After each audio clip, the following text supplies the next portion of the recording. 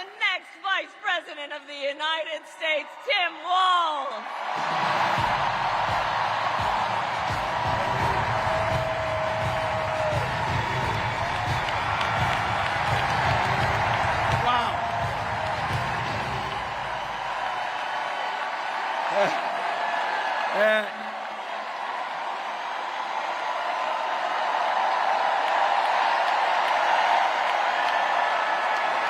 Thank you.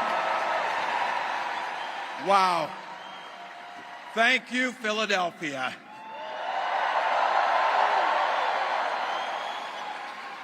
Thank you, Madam Vice President, for the trust you put in me, but maybe more so, thank you for bringing back the joy.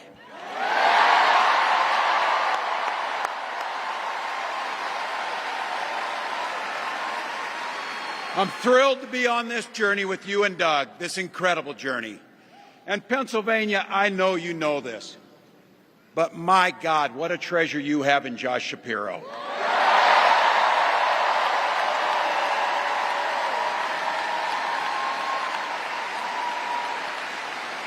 Holy hell, can this guy bring the fire?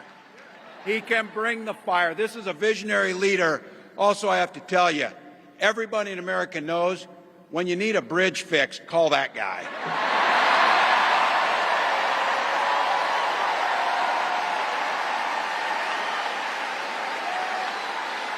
And I think sometimes we forget, and you see people a little one-dimensional, but seeing a guy who cares so deeply about his family, a man with compassion, vision, and I'll have to tell you this, I know this from experience, there is no one you would rather go to a Springsteen concert in Jersey with than him.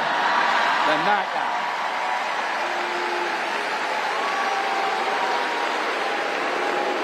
guy. Roots. And I can't wait for all of you and America to get to know my incredible wife, Gwen, a 29-year public school educator.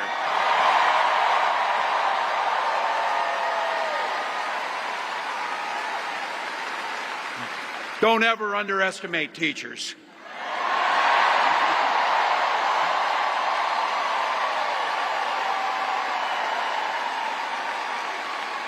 And our two beautiful kids, Hope and Gus. I couldn't be prouder to be on this ticket and to help Vice President Harris become what we all know is very, very good for us to think about, next President of the United States of America.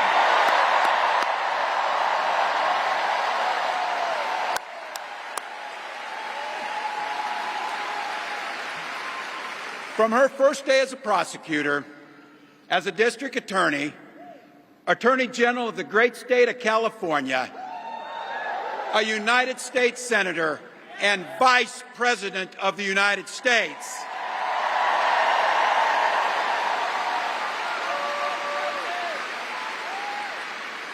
Vice President Harris has fought on the side of the American people. She took on the predators, she took on the fraudsters, she took down the transnational gangs, she stood up against powerful corporate interests, and she never hesitated to reach across the aisle if it meant improving people's lives.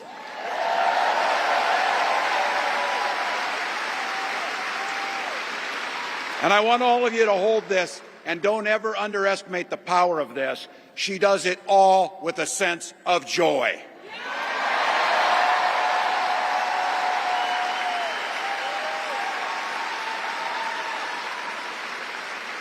I know a little something about that commitment to people.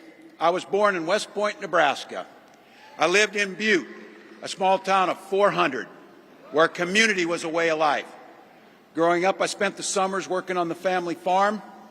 My mom and dad taught us, show generosity towards your neighbors and work for a common good.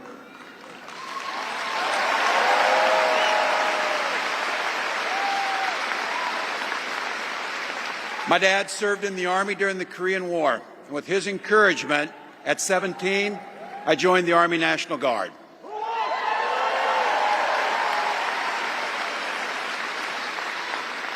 For 24 years, I proudly wore the uniform of this nation.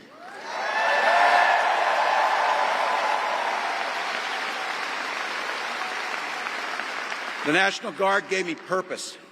It gave me the strength of a shared commitment to something greater than ourselves. And just as it did for my dad and millions of others, the GI Bill gave me a shot at a college education.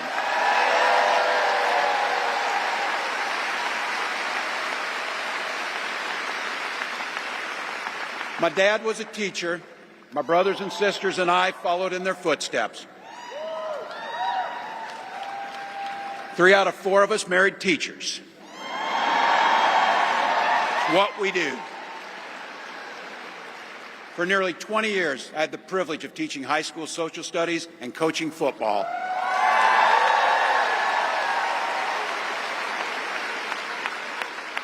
Including winning that state championship. So thank you. Don't ever close the yearbook. Don't ever. But it was my students. They encouraged me to run for office. They saw in me what I was hoping to instill in them, a commitment of common good, a belief that one person can make a difference. So in 2006, I took a leap and I ran for Congress.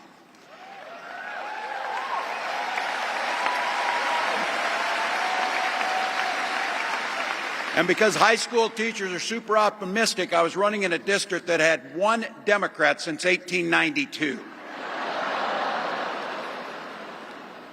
Well, my neighbors graced me with an opportunity to represent them in the United States House of Representatives.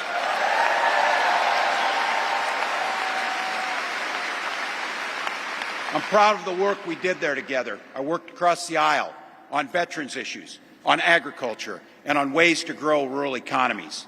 I learned the art of compromise without compromising my values.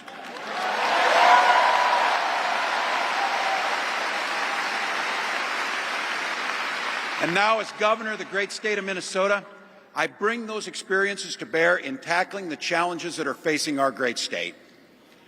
Minnesota's strength comes from our values, our commitment to working together, to seeing past our differences, to always being willing to lend a helping hand. Those are the same values I learned on the family farm and tried to instill in my students. I took it to Congress and to the state capitol, and now Vice President Harris and I are running to take those very values to the White House.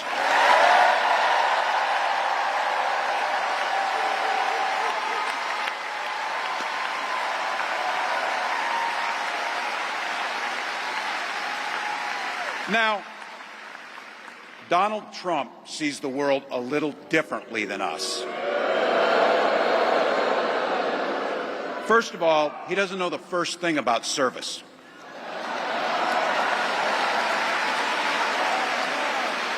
He doesn't have time for it because he's too busy serving himself.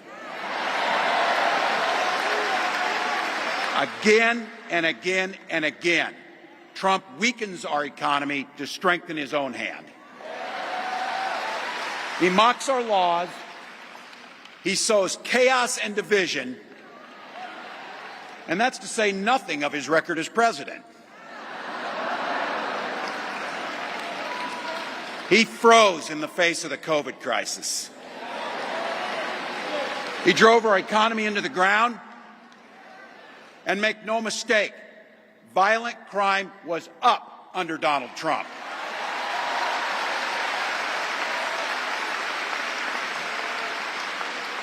That's not even counting the crimes he committed.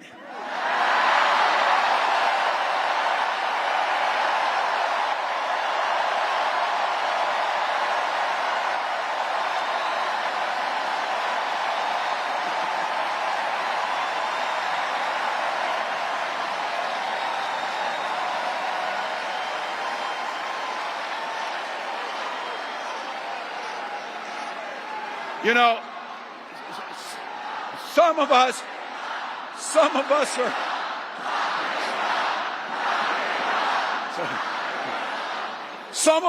some of us in here are old enough to remember.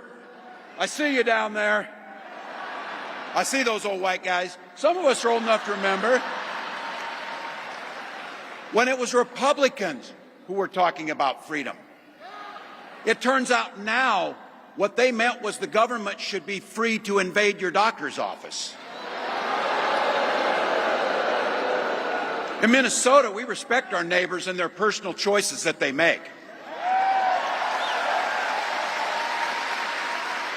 Even if we wouldn't make the same choice for ourselves, there's a golden rule. Mind your own damn business.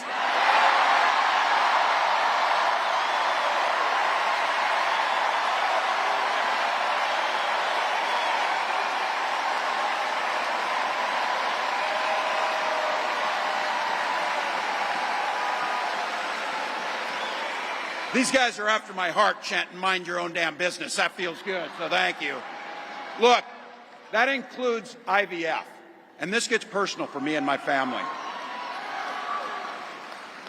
When my wife and I decided to have children, we spent years going through infertility treatments.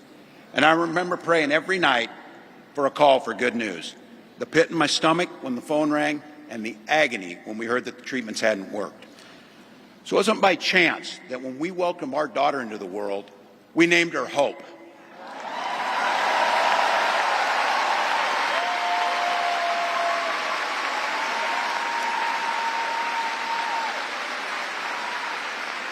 When Vice President and I talk about freedom, we mean the freedom to make your own health care decisions. And for our children to be free to go to school without worrying they'll be shot dead in their classrooms.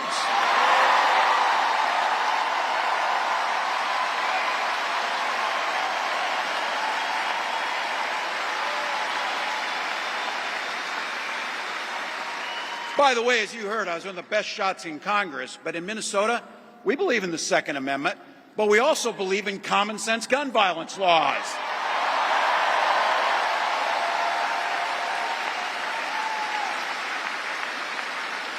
Vice President Harris' idea of freedom is a ticket for education to be that ticket to the middle class, not crippling debt. Air that's clean, water that's pure, communities that are safe.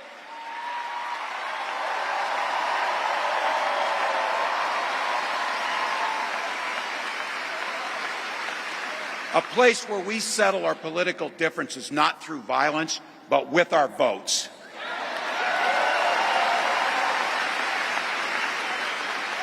And that's what this election's about. What direction will this country go in? He's not going back. Well, Donald Trump would damn sure take us backwards. Let's be clear about that. And don't believe him when he plays dumb. He knows exactly what Project 2025 will do to restrict our freedoms.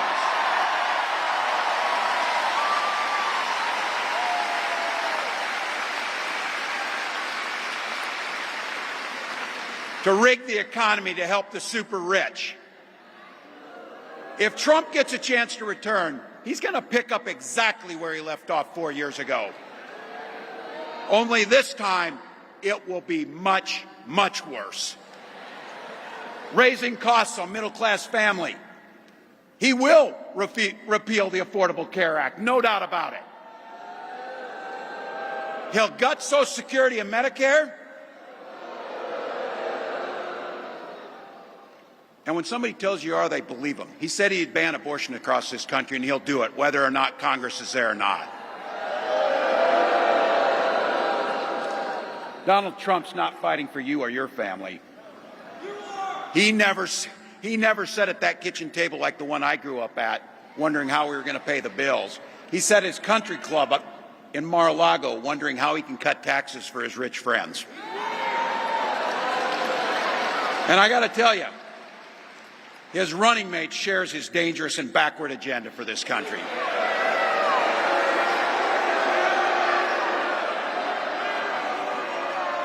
J.D. Vance literally wrote the foreword for the architect of the Project 2025 agenda.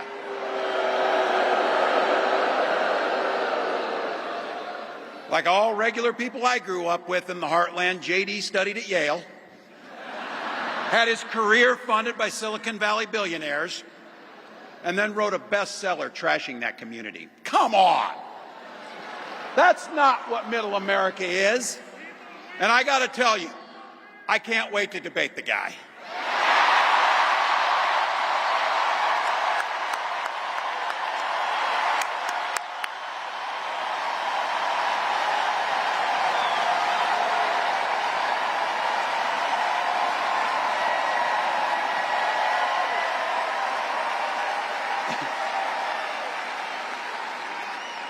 That is if he's willing to get off the couch and show up. So, you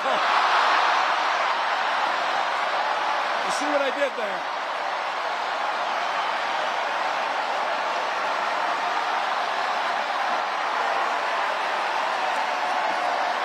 Look.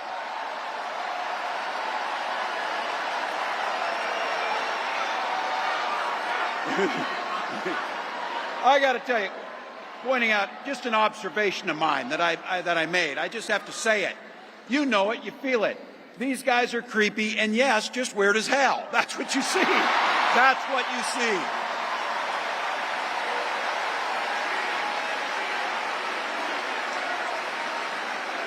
So you know what's out there, so say it with me. We aren't going back. We aren't going back. We are not going back.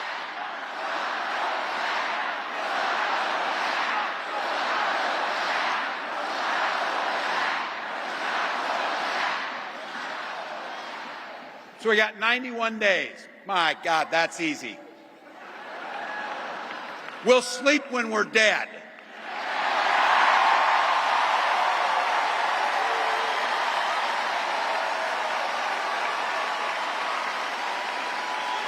Over those next 91 days and every day in the White House, I'll have Vice President Harris's back. Every single day. And we'll have yours.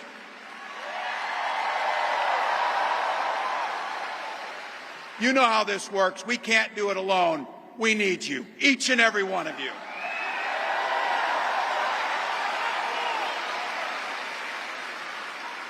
Go over to KamalaHarris.com, get on board, because we need you. Freedom to make our own choices. This leader, this compassionate, careful, joyous leader believes in each and every one of you.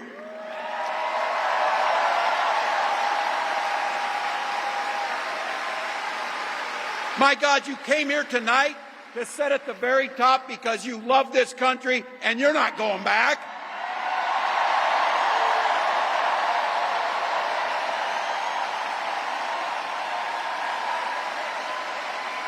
She believes in the opportunity for every single person to join the middle class.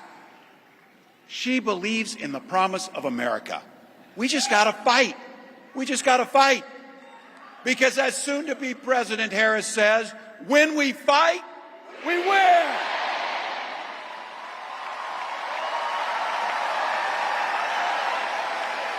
Thank you, Philadelphia. Thank you, Vice President. God bless America.